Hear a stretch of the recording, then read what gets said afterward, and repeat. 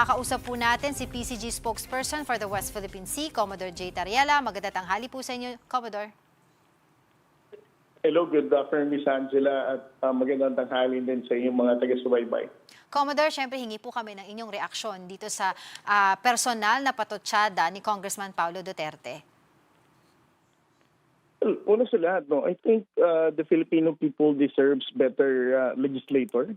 Dapat meron tayong sense of professionalism. When we argue, we should always argue with facts and not personal attacks. No? Kapag ang pinag-usapan natin is national security, kapakanan ng ating mga kababayang Pilipino, dapat hindi natin tinitira no? Yung mga kritiko pagdating sa mga personal attacks na ganito. Yung pinagbabasehan niyo po ng we deserve a better legislator ay dahil po dito sa kanyang mga statements regarding po sa West Philippine Sea. Yes, kapag pinag-usapan natin ng West Philippine Sea, para sa akin, I only respond in those statements na kahit na sino, mapapolitiko ka, social media influencer, kapag ang naratibo mo is against our factual narrative. Alam ng ating mga kasamahan sa media yan, no? I only respond those statements na para sa akin nag-spread disinformation and fake news. And it is important for us to respond to all these lies. Kasi kung hindi natin i-address ito, people will think na totoo yung mga ipinapakalat nila mga maling informasyon. Ang sabi po ni Congressman Pulong Duterte, ang kanyang pahayag ay hindi daw po tungkol sa China, kundi para sa kaligtasan po ng mga Pilipino. Sa tingin po ninyo, makatwiran po ba yung kanyang depensa? Alam mo, para sa akin, it's counterintuitive, no?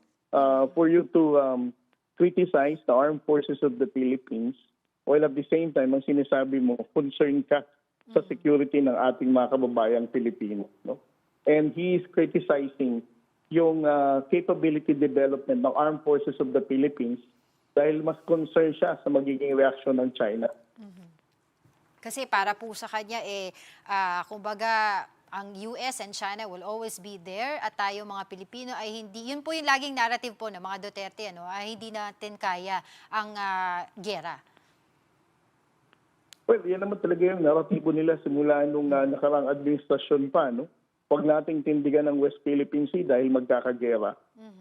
But it has been 3 years already, no? 3 taon na tinitindigan ni Pangulong Bongbong Marcos ang ating karapatan sa West Philippine Sea. Hindi naman nagkakagera. Ibig sabihin, this kind of narrative is just to sway the Filipino people to give up our rights in the West Philippines.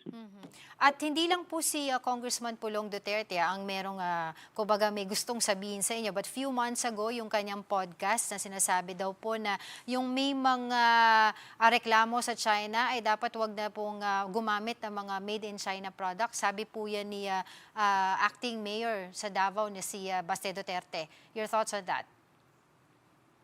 Well, sinagot ko na rin yung sinabi ni Mayor Baste.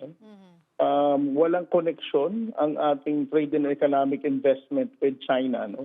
It doesn't mean na kapag tinitindigan natin ang West Philippine Sea, hindi na tayo bibili ng produkto galing China.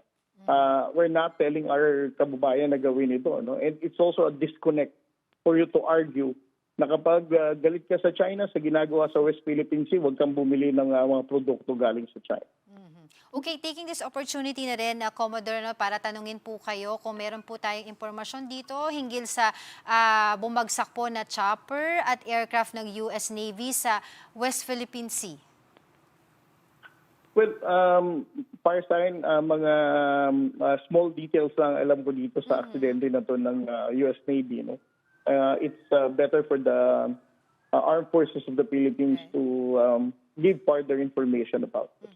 So far po, kamusta po yung ating sitwasyon ngayon sa West Philippine Sea with regard to yung ating pagtulong sa mga mangingisda doon and of course yung pagbisita po natin sa BRP Sierra Madre dahil may mga nakastation po tayong mga officials doon? Well, ang ating pong common si Admiral Ronnie Hilgaban, always ensure na ang deployment ng ating very little number of Coast Guard assets are strategically deployed in those areas na alam nating may mataas na bilang ng mangingisda. So as of this time, naka-deploy ang Teresa Magbanwa sa Bajo de Masinloc.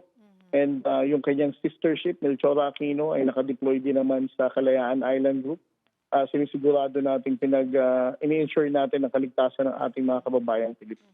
Lastly, mabilis na lang po, Commodore, no? Yung nakita niyo po the last time doon sa Scarborough Shoal, yung mga buoy at saka ibang structure doon sa area na yon, na-inspect na po ba natin ulit yon? Nandoon pa rin po ba yon? Well, the Armed Forces of the Philippines already issued a statement dun sa structure na nakita ng ating MDA flight. No? But with regard to the buoy, noong nakaraang linggo, we can still confirm na nandun pa rin yung dalawang buoy na inilagay nila. Yung isa, yung nandun sa gitna ng Bajo de Masinloc, and then the other one is on the northern part of Bajo de Masinloc.